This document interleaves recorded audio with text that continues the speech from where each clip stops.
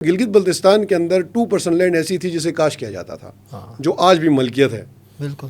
وہی ملکیت جو اس وقت مزارع تھے۔ تو ریاست جموں کشمیر کا جو ملکیت کا قانون تھا وہ قانون مزارع ریاست جموں کشمیر تھا۔ اب یہ جو اسٹیٹ سبجیکٹ رول تھا یہ ملکیت کا قانون نہیں تھا، یہ شہریت کا قانون تھا۔ اب یہاں پہ جو چیز دیکھنے کی ضرورت ہے، آپ مقبوضہ کشمیر کو دیکھیں، 35A جو ہے وہ بھارت کے کنسٹیٹیوشن کا آرٹیکل تھا جس کے تحت باہر کا بندہ یہاں زمین نہیں لے سکتا تھا، یا باہر کا اس کی وجہ یہ تھی کہ آپ کی ایک اسپیشل اسٹیٹس ہے، آپ نے کل کو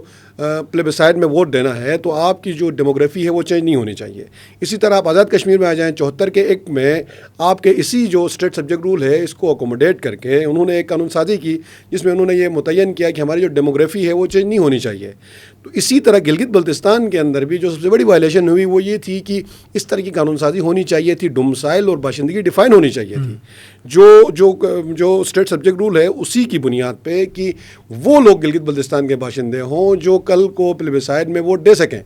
تو گلگت بلتستان کے اندر اس ریاست نے سب سے پہلے جو سب سے بڑا وائلیشن کیا وہ یہ تھا کہ یہاں کی ڈیموگرافی چینج کرنے کی کوشش کی گئی۔ کشمیر ایشو اس دن گلگت بلتستان میں دفن ہوا تھا جس نے اسٹیٹ سبجیکٹ رول کو ایبورگیٹ کیا اور اس کی جگہ میں سبسٹیٹیوٹ ڈومسائل ایکٹ نہیں بنایا، اور پورے پاکستان کو یہ اجازت دی کہ وہ گلگت بلتستان میں آ کے زمین خریدیں اور یہاں پہ آباد ہو جائیں۔ تو آپ نے دیکھا کہ PK سے مختلف جگہوں سے لوگ بہت زیادہ آ گئے، یہاں پہ آباد کاری ہوئی، اور آج ہم یہ کہہ سکتے ہیں کہ ڈیموگرافیکل چینجز گلگت بلتستان میں آ چکی ہیں۔ تو میرا یہ خیال ہے کہ جو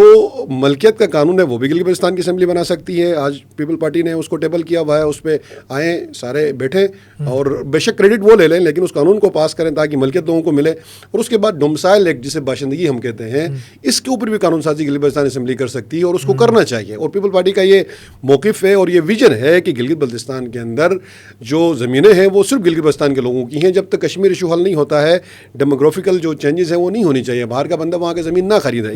یہ بیسیکلی کشمیر ایشو کی بنیادی ضرورت ہے، لیکن انفارچونیٹلی یہ ریاست چیزوں کو نہیں سمجھتی